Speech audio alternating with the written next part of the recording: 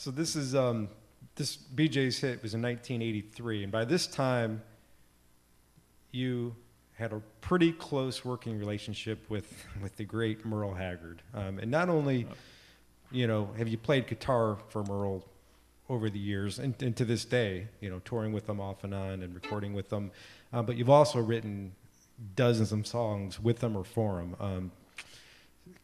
Where did that start? How did you meet Merle, and when did he hear you play? And went through.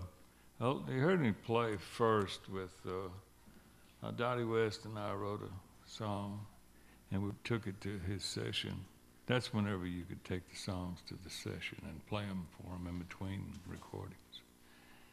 And it was a little thing called One Row at a Time that he eventually recorded. But while he was there, Dave Kirby had a song called Sidewalks of Chicago.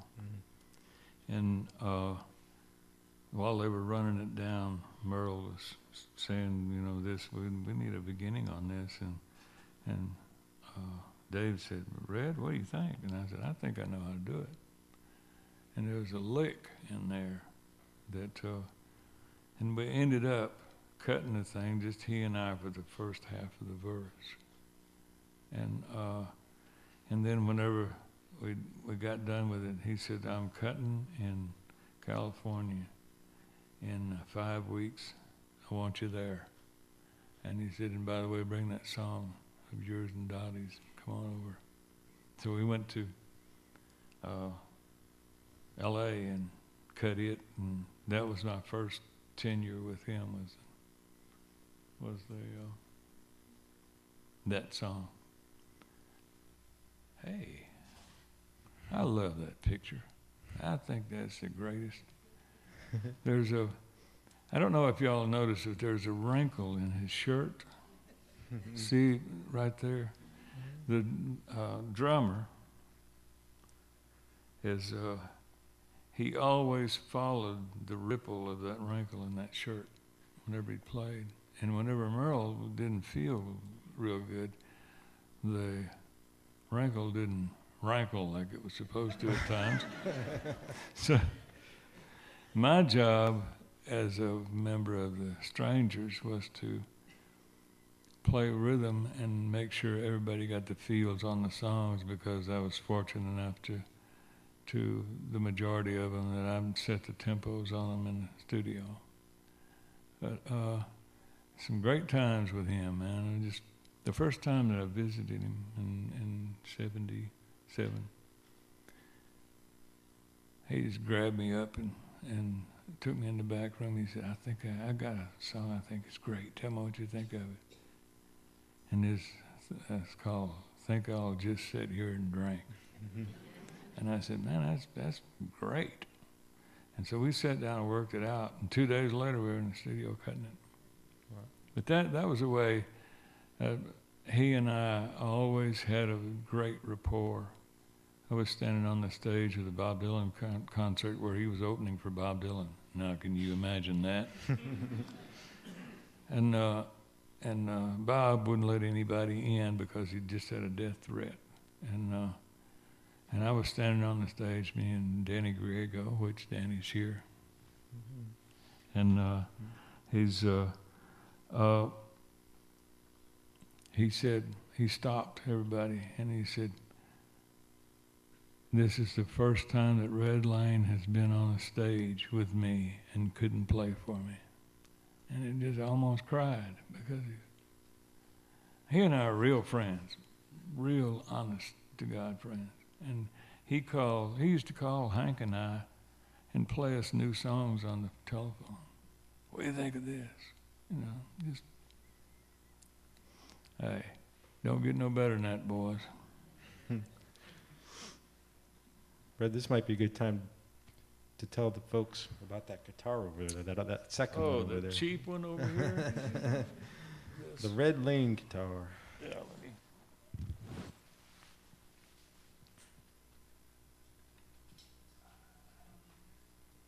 If I don't fall down. Mm-hmm. It's got bad strings on it, or I would be playing it. Merle was asked by the people at, hold on just a minute.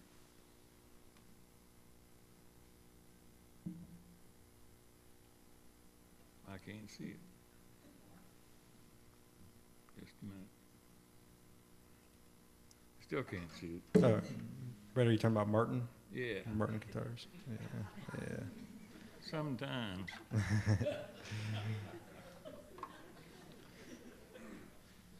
But anyway, they called him and they said they wanted to make a model of guitar for him. And so he went up there, and whenever he went in, he saw this pile of wood over there on the side. He said, "What is that?" And he said, "Well, that's the piles of wood from the original Jimmy Rogers guitar." And they were asking like $25,000 a pop for it, and they didn't get to sell very many of them. And of course, it was no cutaway, you know. And so Merle said, "I'll tell you what I'll do. If you will put," they'd already had the blue yodel, you know, on it. And he said, "If you will put number 13 on that, we'll just use the headstock just like it is. Make me a cutaway of this, and make me all of those you have." And there were 122 of them. And this is the number 4 guitar. Willie's got number 5. Freddie Powers has got number 3. And the funny story is that while they were building this thing, they sent him the original guitar that had banks on the back of it, you know. And 2 weeks later, they sent him another one. And he didn't realize what it was, didn't say anything, you know. And they called him the next day and they said, "Mr. Haggard, we have made a terrible mistake." Said, "We usually keep the number 1 guitar of all of these things for Mr. Martin." And said, "If you would be so nice to send it back, we would appreciate it." And he said, "Over my dead body," and hung up. So he ended up with number 1 and number 2 guitar. Let's hear a little bit of Merle Haggard doing a song that you guys wrote together. This is My Own Kind of Hat. Let's hear that.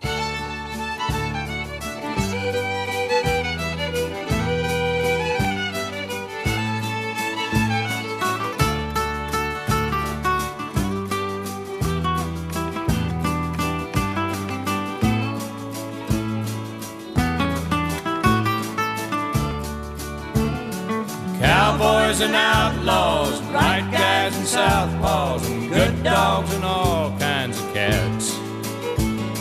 Dirt roads and white lines and all kinds of stop signs. I stand right here where I'm at, 'cause I wear my own kind of hat.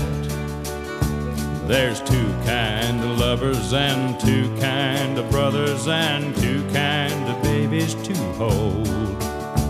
There's 2 kind of cherries and 2 kind of fairies and 2 kind of mothers, I'm told and told. Hey, but cowboys and outlaws and right guys and southpaws, good dogs and all kinds of cats. Dirt roads and white lines and all kinds of stop signs. I stand right here where I'm at, 'cause I wear my own kind of hat. That's good. That's great. Yeah. You guys have written dozens of songs together. I think you're recording with them next week, right? Yeah, I'm going out September the 5th. And be out there for like 6 days. We're going to probably redo some of the older stuff. He always leases his material to the labels, and after a certain amount of time, he gets it back.